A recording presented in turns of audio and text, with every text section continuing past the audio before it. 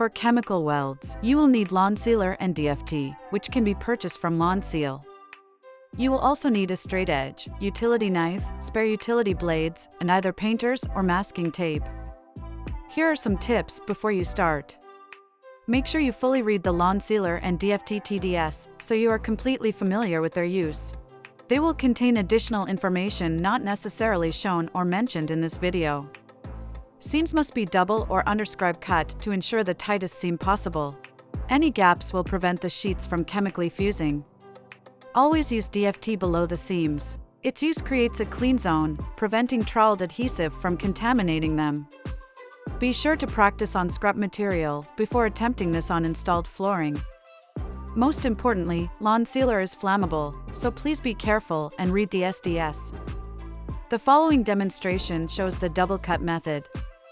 Overlap the adjacent sheets along the length of the seam. Using a straight edge and utility knife, cut through the overlapped sheets. Always use a sharp blade and make multiple passes along the cut until you are through both sheets. Trying to cut through both sheets in one pass is difficult and could result in a poor seam.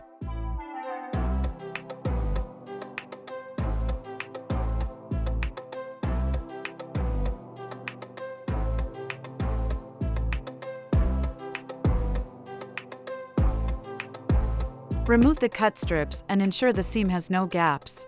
Any gaps will prevent proper welding and lead to seam failure.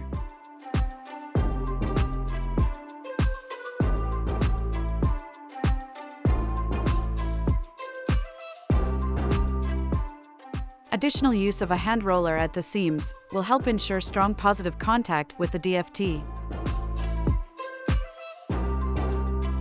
Next, apply painters or masking tape at both sides of the seam. A single piece of wider tape could be used instead of the two separate pieces shown.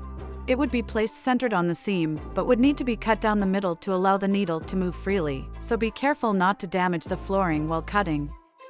Fully insert the needle into the seam and slowly move the tube along it. The tube's angle can be adjusted to change the rate of flow, as can gently squeezing the tube. The bead of Lonsealer on the tape surface should be between 1/8 to 1/4 inch wide. Allow 10 to 15 minutes for the Lonsealer to set before removing the tape. Pull the tape away at an angle to help split the bead, taking care to prevent any dripping onto the flooring. You will want to avoid letting the Lonsealer fully cure before removing the tape. Use of the tape allows for a well-hidden seam. If you choose not to use tape, the bead of Lonsealer will make direct contact with the flooring. In this case, allow the bead to fully set and cure. Never attempt to wipe away the bead, as this will only smear the Lonsealer, which reacts to vinyl on contact. The smeared bead will result in an unsightly seam and be impossible to fully remove. Please contact us if you have any questions.